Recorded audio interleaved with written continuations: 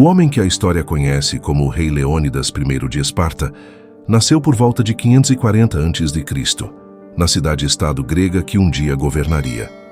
Seu pai, Anaxandrides II, foi o 15º rei da linhagem Agiada, governando Esparta por quase 40 anos, entre aproximadamente 560 e 520 a.C., ao lado de seu co-rei Ariston. Durante esse período, Esparta consolidou sua posição como a mais poderosa polis do mundo grego.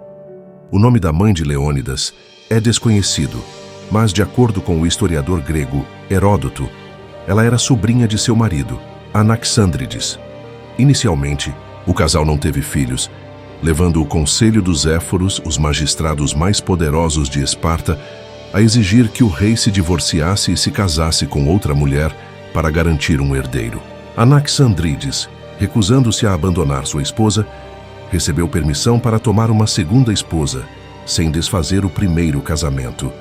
Com sua nova esposa, teve um filho chamado Cleómenes. No entanto, logo após o nascimento do tão esperado herdeiro, sua primeira esposa surpreendentemente deu à luz 3 filhos em rápida sucessão: Dório, Leônidas e Cleombroto. Leônidas nasceu na dinastia Agiada, a mais antiga das 2 linhagens reais que governavam Esparta. Ambas as dinastias reivindicavam descendência do lendário herói Héracles.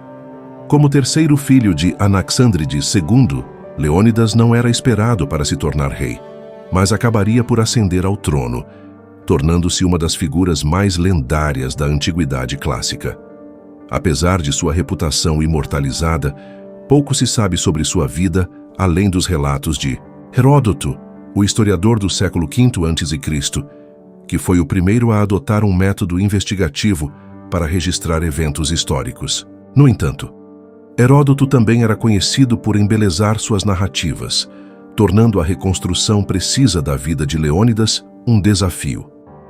A cidade-estado de Esparta, chamada pelos gregos antigos de Lacônia, situava-se às margens do rio Eurotas, no sudeste da península do Peloponeso, conectada ao restante da Grécia pelo Istmo de Corinto. Diferentemente de outras polis gregas, Esparta não era fortemente urbanizada, consistindo mais em uma coletânea de vilarejos. O centro urbano de Esparta era formado por 4 aldeias principais: Pitana, Líminas, Mesoá e Sinosura, que junto com Amíclas ao sul, compunham o núcleo da cidade-estado. Desde o século IX a.C., Esparta era governada simultaneamente por 2 reis, um da casa Agiada e outro da casa Euripôntida. Os espartanos deviam sua constituição, conhecida como Grande Retra, ao lendário legislador Licurgo, que teria implementado reformas por volta do século VII a.C. Sob esse sistema, os 2 reis não apenas comandavam o exército, mas também integravam o Gerúsia, um conselho de anciãos composto por 28 membros, com mais de 60 anos eleitos vitaliciamente.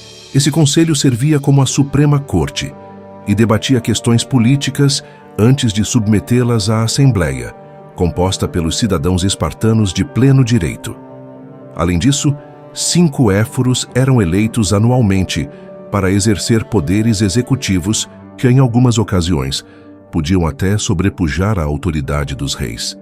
A sociedade espartana era altamente militarizada e os meninos de nascimento legítimo eram submetidos ao rigoroso treinamento da agogê desde os 7 anos de idade. Essa educação espartana visava criar guerreiros disciplinados e resistentes. Aos 18 anos, os melhores alunos podiam integrar uma unidade de elite que servia como guarda-costas reais. O único grupo isento da agogê eram os príncipes herdeiros das casas reais. Mas, como Leônidas não era o filho mais velho de seu pai, ele passou pelo árduo treinamento militar ao lado de seus irmãos. Os espartanos também mantinham um controle rígido sobre os ilotas, uma população servil composta por povos conquistados, principalmente da Messênia. Para evitar revoltas, os éforos anualmente declaravam guerra aos ilotas, permitindo que cidadãos espartanos os matassem impunemente. Entre os cidadãos livres, havia também os periecos, habitantes de cidades vizinhas, que, embora não fossem considerados espartanos plenos, tinham obrigações militares e desempenhavam funções comerciais e artesanais. Esparta fazia parte de um vasto mundo helênico, composto por centenas de cidades-estado espalhadas pelo Mediterrâneo e pelo Mar Negro. Embora compartilhassem cultura, língua e religião, essas polis eram frequentemente rivais. No século VI a.C., muitas dessas cidades adotaram regimes democráticos, enquanto outras eram governadas por reis ou tiranos. Esparta, por sua vez, manteve seu sistema dual de realeza. O pai de Leônidas, Anaxandrides II, enfrentou desafios políticos e militares, incluindo uma derrota humilhante para a cidade-estado de Tégea, que levou Esparta a mudar sua estratégia de expansão territorial para uma política de alianças. Assim nasceu a Liga do Peloponeso, uma coalizão liderada por Esparta, mas que não impunha obrigações mútuas de defesa entre seus membros. Apenas Argos, tradicional rival de Esparta, permaneceu fora da aliança.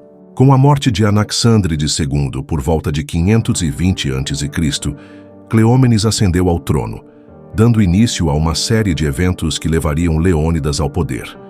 Cleómenes interveio em Atenas, ajudando a expulsar o tirano Hiparco e a instalar um regime democrático liderado por Clístenes. Entretanto, conflitos internos e disputas com seu co-rei Demarato resultaram em sua deposição. Em 491 a.C., Cleómenes foi acusado de corrupção e acabou cometendo suicídio ou, segundo alguns relatos, foi assassinado. Leônidas assumiu o trono em 489 a.C. e, nessa época, já era casado com Gorgo, filha de Cleómenes. O casamento fortaleceu sua posição política e restaurou parte da herança de seu pai, dividida entre seus irmãos. No entanto, sua ascensão ocorreu em meio às guerras médicas, uma série de conflitos entre as cidades-estado gregas e o Império Persa. Esse império, fundado por Ciro o Grande no século VI a.C., expandira-se rapidamente, subjugando diversas regiões e impondo tributos a povos como os lídios, babilônios e egípcios. Com a ascensão de Dário I ao trono persa, o império organizou suas conquistas em satrapias, cada uma governada por um sátrapa encarregado de coletar tributos e manter a ordem. A administração eficiente e a tolerância religiosa garantiram a estabilidade do império.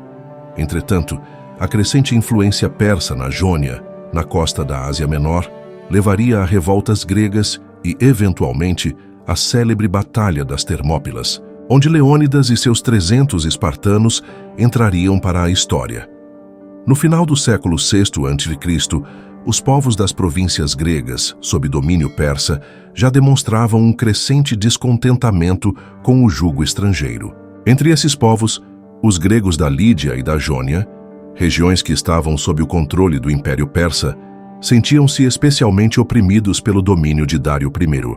Assim, em 499 a.C., eclodiu a revolta jônia, liderada por Aristágoras, o tirano da cidade-estado de Mileto, situada no sudoeste da Anatólia.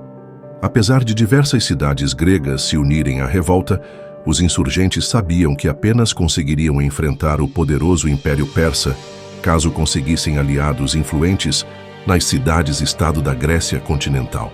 Com essa necessidade em mente, Aristágoras decidiu partir pessoalmente para convencer os governantes gregos a se juntarem à causa. Dentre as cidades que Aristágoras tentou influenciar, Esparta era um alvo prioritário. Ele viajou até lá para solicitar ajuda ao rei Cleómenes, afirmando, de forma exagerada e enganosa, que os persas poderiam ser derrotados com facilidade. No entanto, essa não foi a primeira vez que os espartanos foram chamados para se posicionar contra a ameaça persa. Cerca de 50 anos antes, Creso, rei da Lídia, já havia reconhecido Esparta como a cidade-estado militarmente mais poderosa do mundo grego. Durante a invasão de suas terras pelo exército de Ciro o Grande na década de 540 a.C., Creso chegou a solicitar auxílio militar espartano. No entanto, na ocasião, os espartanos optaram por enviar apenas uma delegação diplomática para advertir Ciro a não avançar sobre a Lídia. O aviso não surtiu efeito. E quando os emissários espartanos chegaram ao destino, Ciro já havia tomado a capital da Lídia, Sardes. Quando Aristágoras expôs seu pedido a Cleómenes, o rei espartano quis saber quanto tempo levaria para alcançar a Pérsia em uma marcha terrestre. Aristágoras explicou que a jornada de Iônia até Susa, a capital persa, duraria aproximadamente 3 meses. Ao ouvir isso, Cleómenes recusou prontamente o pedido, considerando que a distância era demasiadamente grande para um exército espartano. Marchar. Tentando reverter a decisão, Aristágoras começou a destacar a imensa riqueza do Império Persa e, em um ato de desespero, tentou subornar Cleómenes, oferecendo uma quantia cada vez maior de prata.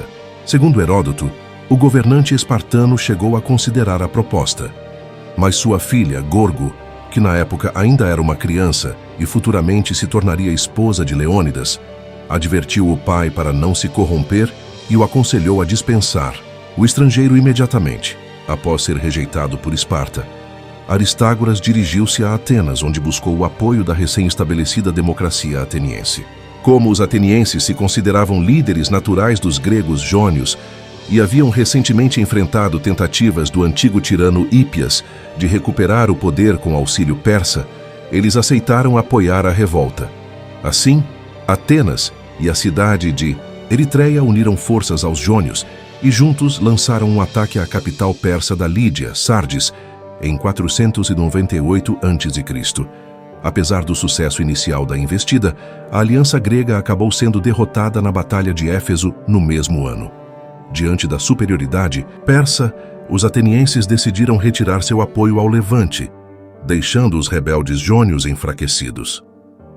A convicção de Leônidas era tamanha que seu espírito inspirou outros gregos a se sacrificarem pela causa, como 2 homens que, em 484 a.C., ofereceram suas vidas aos persas em nome da paz, embora tenham sido mal interpretados por Xerxes. Dessa vez, no entanto, o rei persa contava com o aconselhamento de Demarato, um espartano exilado que fora destituído do trono de Esparta anos antes. Durante a campanha, Xerxes questionou se os gregos realmente resistiriam, e Demarato afirmou com convicção que os espartanos lutariam como ninguém, independentemente da desvantagem numérica, pois estavam acostumados a nunca recuar, mantendo-se firmes até a vitória ou a morte. No entanto, Xerxes, arrogante, não levou a advertência a sério, subestimando a determinação dos espartanos. Apesar do destaque dado aos 300 guerreiros de Leônidas, sua força total era reforçada por aproximadamente 1.000 periecos e o mesmo número de ilotas. Além disso, contaram com aliados peloponésios, somando cerca de 4.000 homens em sua marcha para Termópilas. Ao chegarem ao desfiladeiro, uniram-se a contingentes de beócios, lócrios e fócios, elevando o efetivo para cerca de 7.000 soldados, prontos para enfrentar o gigantesco exército persa. Termópilas, que significa portões quentes em grego, era um estreito desfiladeiro entre o maciço de Cnemis e o Golfo de Males, contando com 3 passagens estreitas. Leônidas posicionou a maioria de seus homens na chamada Porta do Meio, um ponto crítico de aproximadamente 15 a 20 metros de largura, já protegido por uma muralha fóssia. Os gregos reforçaram essa estrutura, tornando-a ainda mais difícil de ser transposta pelo inimigo. Enquanto isso, habitantes de Traquínia alertaram os espartanos sobre uma trilha secreta chamada Anopeia, que serpenteava a montanha e poderia ser usada para flanquear a posição grega. Para impedir essa ameaça, Leônidas designou um contingente de 1.000 fócios para vigiar o caminho, que era tão estreito que permitia a passagem de apenas um homem por vez. No mar, a frota grega se posicionou em Artemísio para impedir que a armada persa flanqueasse a posição terrestre. Sob o comando nominal do espartano Euribíades, mas com grande influência do ateniense Temístocles, os gregos esperavam retardar o avanço naval persa o máximo possível. Os aliados peloponésios talvez tenham acreditado que Xerxes só chegaria após o fim dos Jogos Olímpicos, dando tempo para que mais reforços fossem reunidos. Contudo, o exército persa avançou mais rápido do que o esperado, alcançando Termópilas em meados de agosto, com as festividades ainda em andamento. Nesse momento, os peloponésios sugeriram uma retirada estratégica para o istmo de Corinto, mas Leônidas recusou, influenciado pelos apelos dos beócios e fócios, que temiam ser abandonados à própria sorte. Um episódio marcante ocorreu quando um soldado comentou que o exército persa era tão numeroso que suas flechas obscureceriam o sol. Sem se abalar, Leônidas respondeu que, nesse caso, os gregos lutariam à sombra. Embora a frase seja muitas vezes atribuída a ele, Heródoto sugere que o autor foi o guerreiro espartano Dieneques. Ao notar a resistência determinada dos gregos, Xerxes enviou um batedor para avaliar a situação. O relatório que recebeu o deixou perplexo. Os espartanos, em vez de demonstrarem nervosismo, estavam se exercitando e penteando os cabelos. Demarato prontamente explicou que aquele era um ritual de preparação para a batalha, indicando que os espartanos estavam prontos para lutar até a morte. Xerxes, no entanto, não levou essa explicação a sério e permaneceu convencido de que os gregos fugiriam diante do seu exército avassalador. Após 4 dias de espera, Xerxes finalmente lançou seu ataque. No primeiro dia de batalha, enviou os medos, considerados soldados de elite, mas eles foram massacrados. O terreno estreito impedia que a superioridade numérica persa fosse aproveitada, e os bem armados hoplitas espartanos repeliam os inimigos com suas lanças mais longas. Os persas tentaram novamente no segundo dia, mas enfrentaram o mesmo destino. Desesperado, Xerxes recebeu a visita de Efialtes, um traidor grego que revelou a existência da trilha secreta. À noite, o rei persa ordenou que seus imortais avançassem por esse caminho, pegando os fócios de surpresa e forçando sua retirada. Ciente da iminente derrota, Leônidas dispensou a maioria de seus aliados, mas permaneceu com seus 300 espartanos, além de tebanos e tespianos, que optaram por lutar até o fim. Na manhã do terceiro dia, os gregos enfrentaram o ataque final. Quando suas lanças quebraram, lutaram com espadas. Quando suas espadas se partiram, recorreram a combate corpo a corpo. Leônidas tombou na luta e os espartanos lutaram ferozmente para recuperar seu corpo, mas acabaram sendo cercados e exterminados. A resistência em Termópilas custou caro aos persas, que perderam milhares de soldados, incluindo 2 irmãos de Xerxes. Enfurecido, o rei persa ordenou que o corpo de Leônidas fosse decapitado e exposto, um gesto incomum para os persas, que geralmente respeitavam seus inimigos caídos. O sacrifício espartano serviu como um símbolo de resistência para os gregos, que meses depois, sob a liderança de Temístocles, derrotaram os persas na Batalha de Salamina, iniciando a virada na guerra e garantindo a liberdade da Grécia. Durante 3 dias intensos de batalhas em Termópilas, os guerreiros espartanos e seus aliados conseguiram retardar significativamente o avanço persa. Essa resistência foi crucial para que Temístocles pudesse infligir danos severos à frota inimiga, garantindo uma vantagem estratégica essencial. Os espartanos e seus aliados da Liga do Peloponeso imaginavam que a guerra continuaria da mesma forma, com o exército grego impedindo os persas de cruzar o istmo de Corinto, enquanto a marinha aliada continha a frota persa em Salamina. No entanto, Temístocles tinha uma visão diferente. Ele acreditava que a guerra poderia ser encerrada de uma vez por todas ao aniquilar completamente as forças navais inimigas. Mesmo tendo reforçado sua frota desde a Batalha de Artemisium e contando agora com cerca de 400 embarcações, Temístocles ainda se via em desvantagem numérica diante dos persas. Porém, em setembro, a Batalha Naval de Salamina mudou o rumo do conflito. A marinha aliada desferiu um golpe devastador, afundando mais de 200 navios inimigos e garantindo uma vitória decisiva.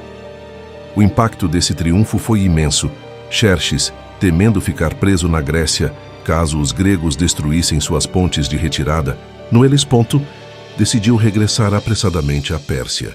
Embora o próprio Xerxes tenha deixado a campanha, a guerra ainda não estava resolvida, pois os persas mantinham vastas regiões do território grego sob ocupação. Xerxes confiou a continuidade da invasão a seu primo Mardônio, um general, experiente que já havia liderado campanhas anteriores, incluindo a expedição persa de 492 a.C., Mardônio decidiu evacuar a Ática para passar o inverno na Tessália, permitindo que os atenienses retornassem às suas terras, ainda que em ruínas. Enquanto isso, os espartanos permaneceram fortificados atrás da muralha do Istmo. Sem essa proteção, os atenienses pressionaram Esparta a liderar um exército para enfrentar diretamente Mardônio, mas os espartanos hesitaram. Como resposta, Atenas retirou sua frota da aliança naval, o que forçou o rei espartano Leotíquidas a assumir o controle da marinha grega no início de 479 a.C.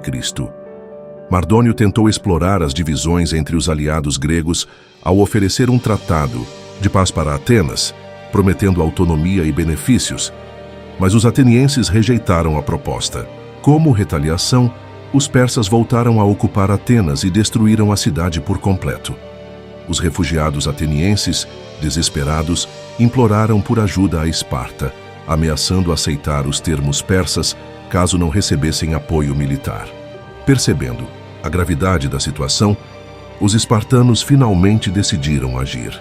Pausânias, que assumira o comando após a morte de Cleombroto, organizou um grande exército de aproximadamente 70 mil homens, incluindo 8 mil hoplitas atenienses, e marchou em direção ao norte.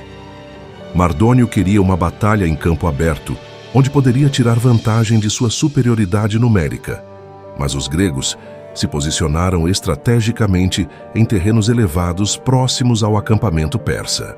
Durante vários dias, ambos os exércitos permaneceram em alerta, até que os gregos decidiram recuar para garantir melhores linhas de suprimento. Ao notar o movimento, Mardônio acreditou que os gregos estavam em retirada desorganizada e ordenou um ataque. No entanto, a decisão se mostrou desastrosa. Assim como em Termópilas, os soldados persas, mal equipados para o combate corpo a corpo, foram facilmente superados pelos hoplitas gregos. Mardônio foi morto na batalha, e mais da metade de seus 120 mil homens foi dizimada. No mesmo período, Leotíquidas enfrentou a frota persa nas costas de Mícale, na Jônia. Os persas, percebendo que não poderiam lutar em mar aberto, desembarcaram e se juntaram a um exército terrestre. Ainda assim, foram derrotados pelos espartanos e seus aliados. As vitórias decisivas em Plateia e Mícale marcaram o fim definitivo da ameaça persa sobre a Grécia. Os invasores foram obrigados a recuar, e as forças gregas celebraram sua liberdade recém-conquistada. Para homenagear os guerreiros caídos, em Termópilas, foi erguido um imponente leão de pedra próximo ao local onde o rei Leônidas tombou. Além disso, uma inscrição de autoria do poeta Simônides foi gravada em um monumento em memória dos defensores espartanos. Viajante, vá, dizer a Esparta que aqui jazemos, obedientes às suas leis. Cerca de 40 anos depois, uma delegação espartana recuperou os supostos restos mortais de Leônidas e os levou de volta a Esparta, onde foram reenterrados com honras em uma grandiosa cerimônia fúnebre. Enquanto todos os reis espartanos eram venerados após a morte, Leônidas recebeu uma distinção especial: o estabelecimento do festival anual conhecido como Leonídia, que celebrava sua bravura e liderança. O centro dessa veneração era o chamado Leonidaion, possivelmente um mausoléu que guardava os túmulos de Leônidas e de Pausânias, os dois heróis supremos das guerras persas. Apesar de sua importância histórica, pouco se sabe sobre a vida de Leônidas antes da guerra. Como terceiro filho do rei Anaxandrides, ele foi submetido ao rigoroso treinamento militar da Agogê e cresceu imerso nos valores de honra, disciplina e sacrifício.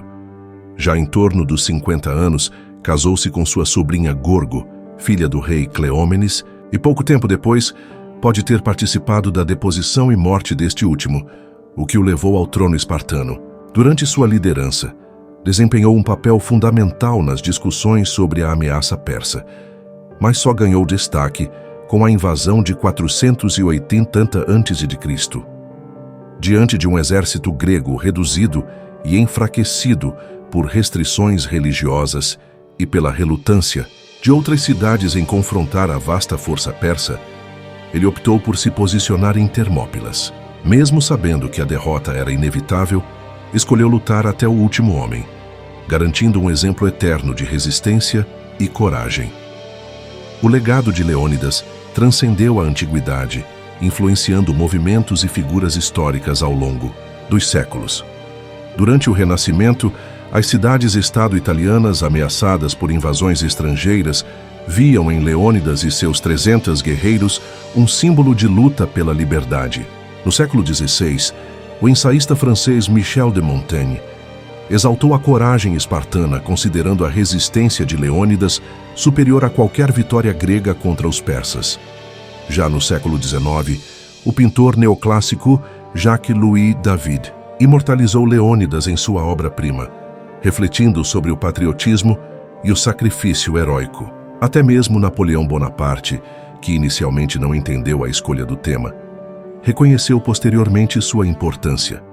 No século XX, o espírito de Termópilas foi evocado em diversos momentos, desde a famosa frase de Winston Churchill sobre a Batalha da Inglaterra, até a apropriação da imagem dos espartanos por regimes totalitários. A controversa sociedade espartana, com sua rígida hierarquia e sistema militarista, serviu de inspiração tanto para democracias quanto para regimes autoritários. Hoje, Leônidas continua sendo um ícone complexo. Foi um defensor da liberdade contra a opressão persa ou um tirano que governava uma cidade que escravizava parte de sua população? O que você acha? Deixe sua opinião nos comentários e, desde já, muito obrigado por assistir.